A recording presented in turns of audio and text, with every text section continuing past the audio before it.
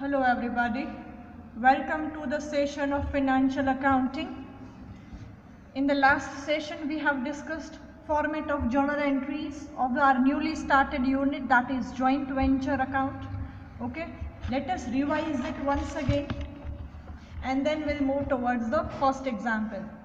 We are going to start with method number 1A, when separate books of accounts are not kept and only one partner keeps the accounts. So in that case, these are the journal entries that we have discussed in the last session. When capital is brought, entry cash or bank to partners capital when the goods are supplied from stock. So joint venture to goods or to other partners capital.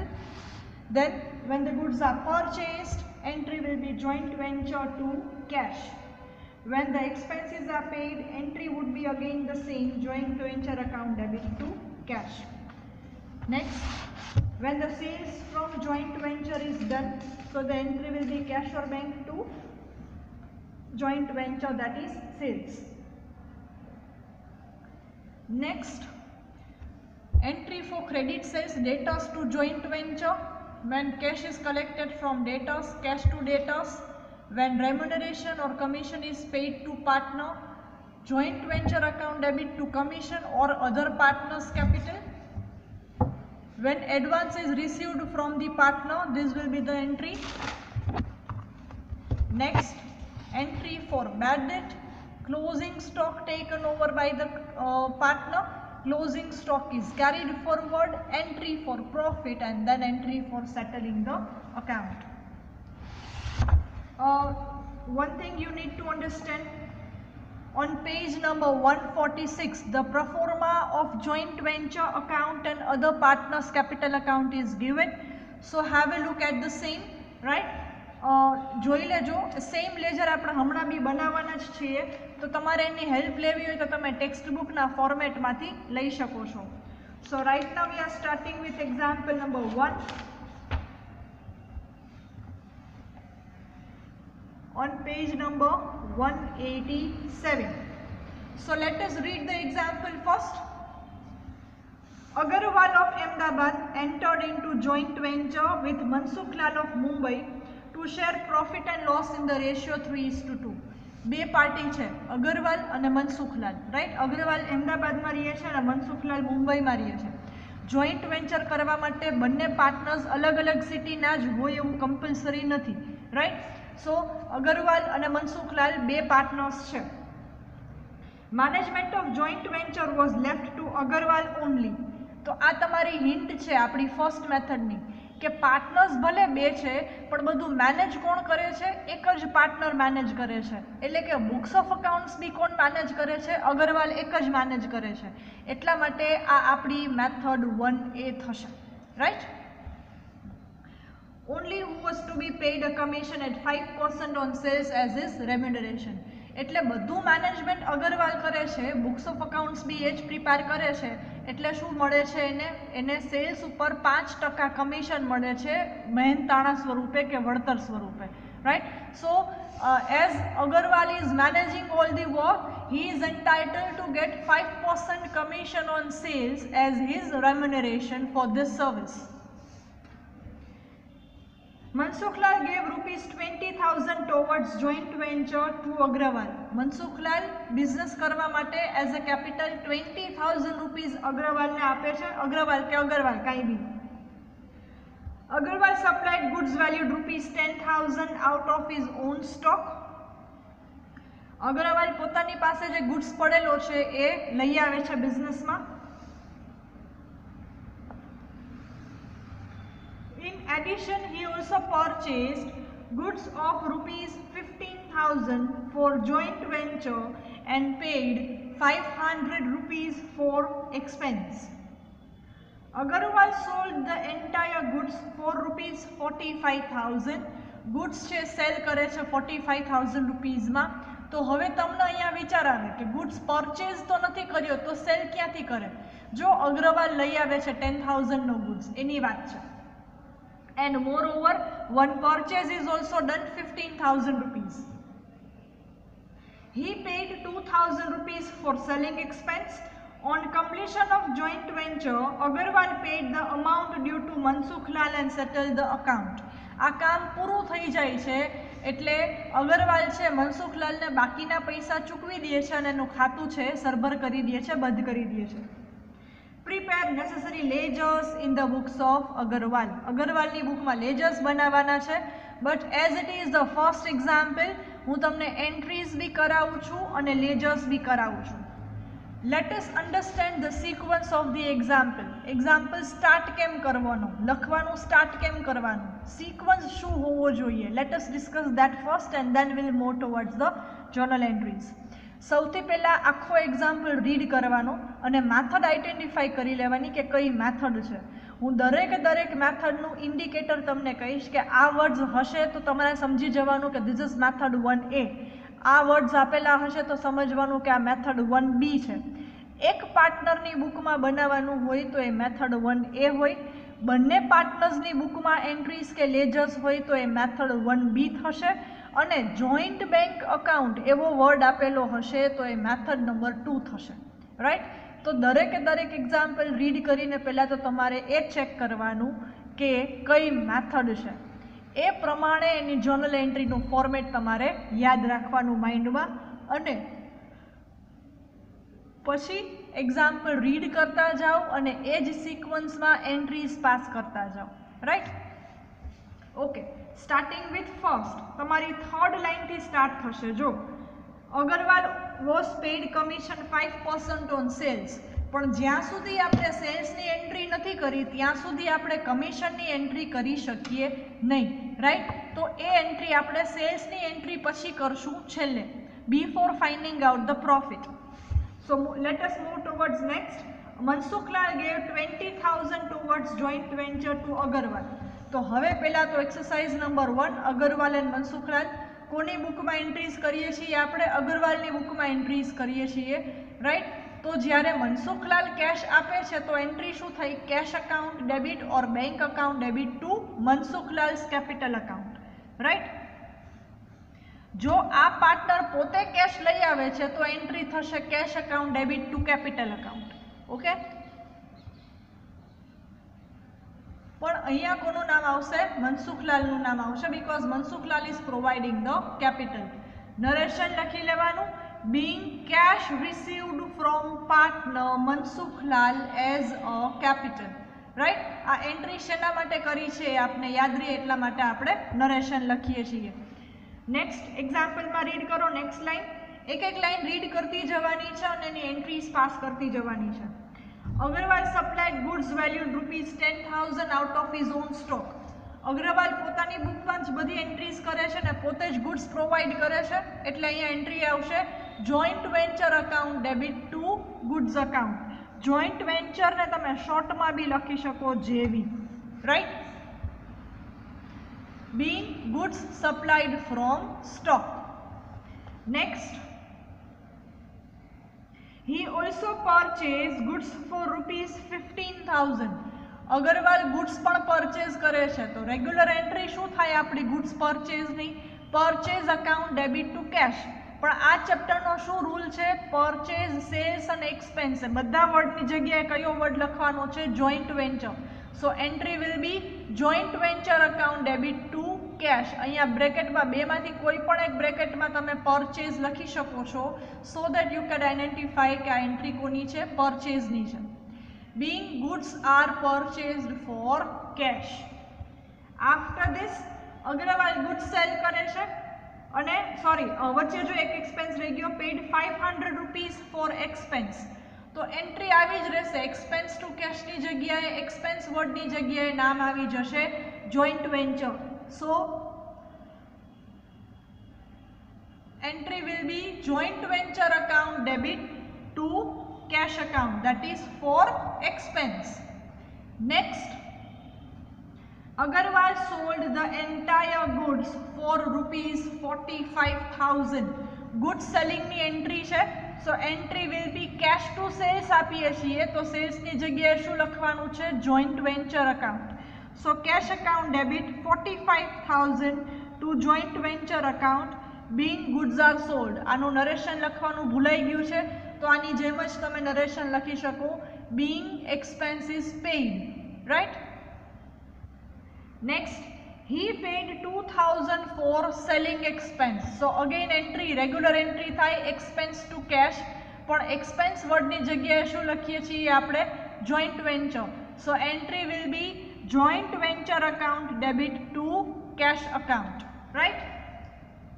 Okay. પછી તો કે પછી information છે, on completion of contract the account is going to be settled. પણ આપણે વચ્ચે એક entry બાકી રાખી દીધી હતી કે જે છે તમારા કમિશનની.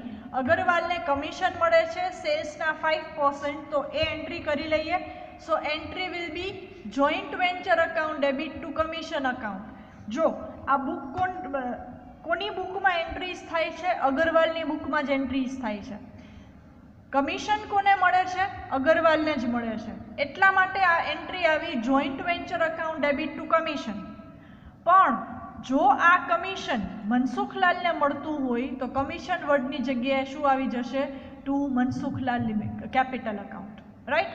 અને મનસુખલાલ એની બુકમાં બનાવે છે અને અગરવાલ પે કરે છે, ઓર અગરવાલને પે થાય છે કમિશન, તો એન્ટ્રી થશે joint venture account debit to Agarwal's capital account.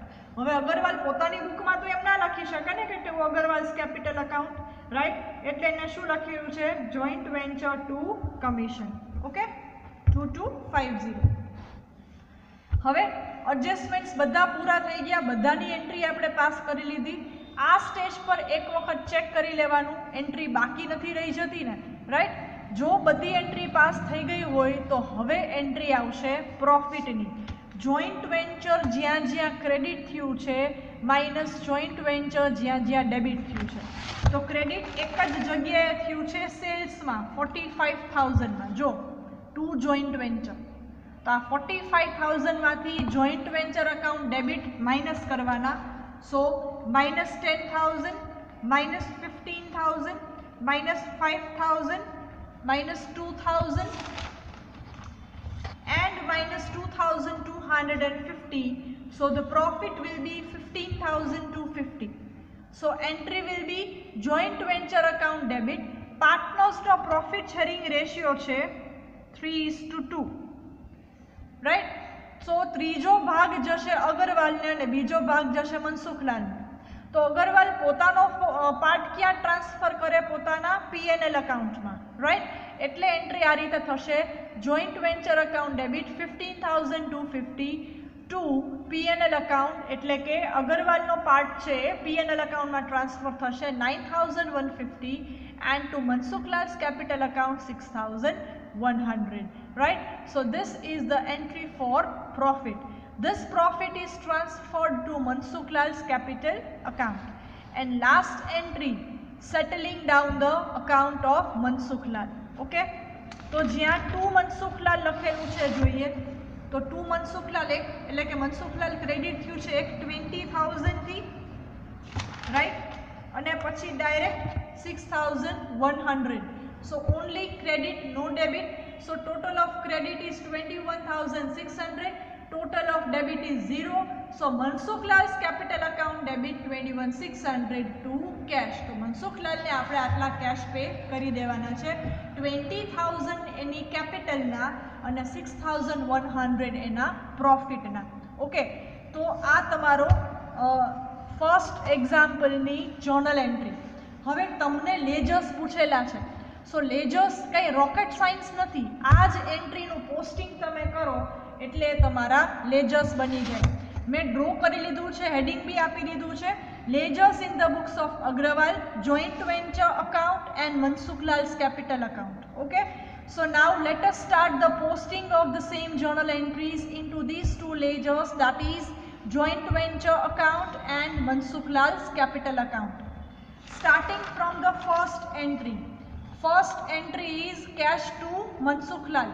તો કેશમાં મનસુખલાલ ડેબિટ સાઈડ જાય તો મનસુખલાલમાં કેશ ક્યાં આવે? Credit side. બ્રેકેટમાં તમે એનું રીઝન કે નરેશન લખી શકો કે આ એન્ટ્રી શેની છે. So this entry is four capital. Okay, cash account નથી બનાવતા એટલે કેશ અકાઉન્ટ વાળી એન્ટ્રી આવશે નહીં. Next, joint venture to goods. So joint venture account માં debit side to goods account, right? Dash કરીને રીઝન લખી શકો stock supplied ₹10,000. Clear? Next joint venture account debit to cash account. So joint વેન્ચરમાં debit side લખવાનું to cash account, dash કરીને reason લખી શકો. શેની એન્ટ્રી છે? પરચેઝની એન્ટ્રી છે ₹15,000.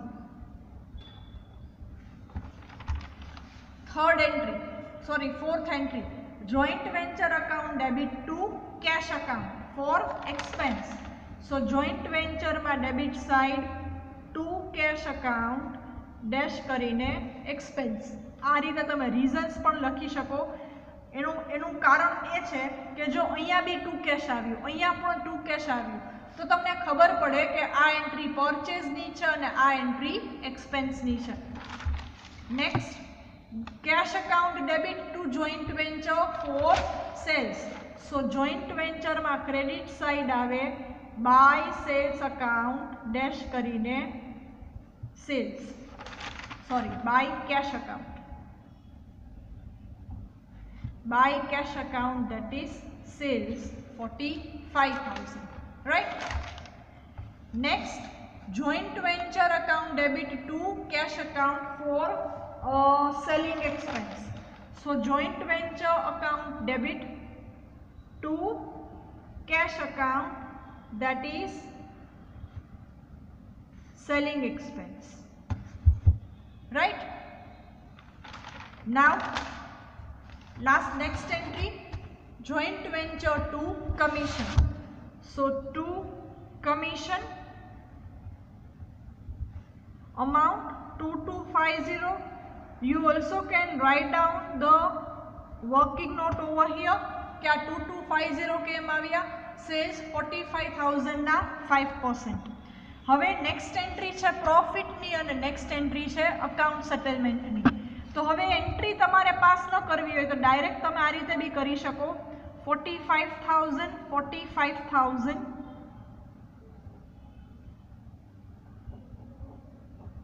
Right. So credit minus debit એટલે અમાઉન્ટ આવશે, તો અહીંયા લખવાનું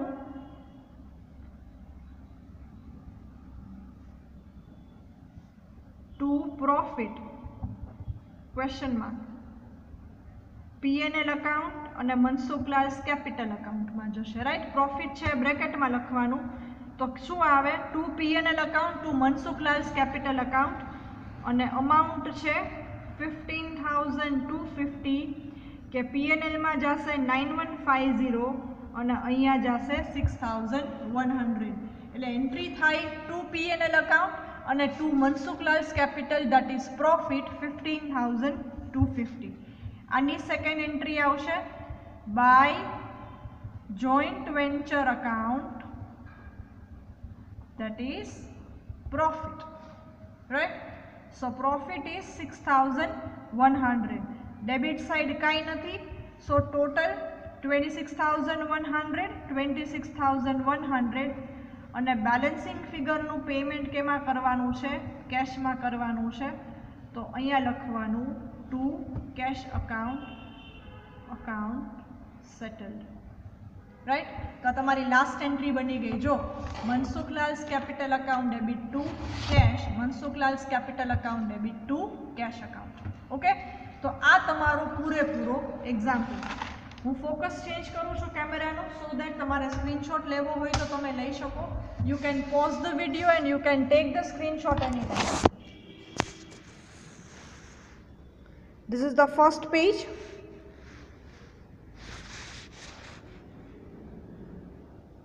Guys, બહુ જ સિમ્પલ ચેપ્ટર છે. ઇન્સ્ટ્રક્શન્સ રીડ કરતું જવાનું છે, એન્ટ્રી યાદ કરતી જવાની છે અને લખતું જવાનું છે. That's it. This is the second page.